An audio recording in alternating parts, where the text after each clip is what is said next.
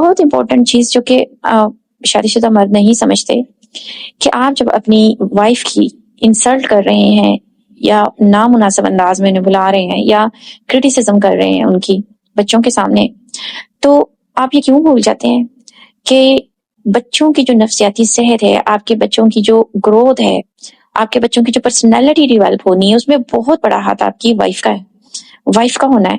اگر wife normal نہیں رہے گی، اگر وائف پریشانی میں رہے گی، سٹریس میں رہے گی، کیا آپ کو لگتا ہے کہ وہ ایک ہیلدی انوائرمنٹ دے سکے گی گھر والوں کو، گھر میں ایک ہیلدی انوائرمنٹ پیدا کر سکے گی؟ اکثر سننے میں آتا ہے کہ میری وائف کی غلطیاں بہت ہیں، وہ سمجھدار نہیں ہے، وہ ایسی ہے، وہ ویسی ہے۔ جتنا وہ پہلے بچوں کو سنبھال رہی ہوتی ہے، آپ اپنے جو آپ جس طرح سے انسلٹ کرتے ہیں، جو آپ رویہ اپناتے ہیں، کیا وہ اس قابل رہ جاتی ہیں کہ وہ بچوں کو اس طرح بھی سنبھال سکیں جیسے وہ پہلے سنبھال رہی تھی؟ آپ کا مقصد تو یہی ہے نا کہ آپ کے بچے پہلے سے بہتر وہ سنبھالے، آپ کا گھر کو بہتر انداز میں سنبھالے۔ تو کیا اونچی اونچی بولنے، اس کی انسلٹ کرنے سے، اس کے ساتھ مس بہیو کرنے سے، کیا آپ کو لگتا ہے کہ وہ بچوں کو بہت خوبصورت انداز میں پروان چڑھائے گی؟ پھر وہ تو خود اپنے آپ کو نہیں سنبھال پائے گی، وہ تو خود نفسیاتی مریض بن جائے گی۔ وہ بچوں کے مسئلے کیسے حل کرے گی؟ وہ بچوں کو سٹریس میں کیسے تسلی دے گی، کیسے حوصلہ دے گی، جو خود نفسیاتی مریض بن جائے گی؟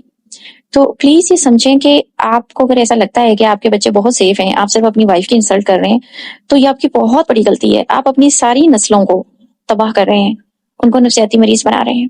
کیا ہم یہ کیوں حدیث بھول جاتے ہیں کہ آپ صلی اللہ علیہ وسلم نے فرمایا کہ جو شخص اپنی بیوی کے ساتھ بہترین اخلاق والا ہے، یعنی حقیقت میں کہا گیا ہے کہ جس کا مفہوم اس طرح سے ہے کہ سب سے اچھے بہترین اخلاق والا وہ شخص ہے جو اپنی بیوی کے ساتھ اچھے اخلاق والا ہے۔ سب سے بہترین اخلاق اس کے ہیں جو اپنی بیوی کے ساتھ اچھے اخلاق والا ہے۔ اگر آپ اپنے مسائل، اپنی بیگم کے ساتھ جو بھی آپ کے کانفلکٹس ہیں، وہ ایک کمرے میں بند ہو کے اسے ڈیل کر لیں یا کہیں باہر جا کے ڈیل کر لیں، بچوں کے سامنے اتنا بڑا ایشو کریٹ نہ کریں، تو یہ آپ کا اپنی نسلوں پہ بہت بڑا احسان ہوگا۔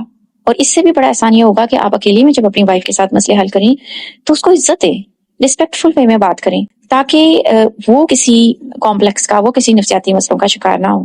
ہم سب اشرف المخلوقات ہیں، ہم بڑے آرام سے اچھی کمیونیکیشن کے تھرو ایک دوسرے سے بات کر سکتے ہیں۔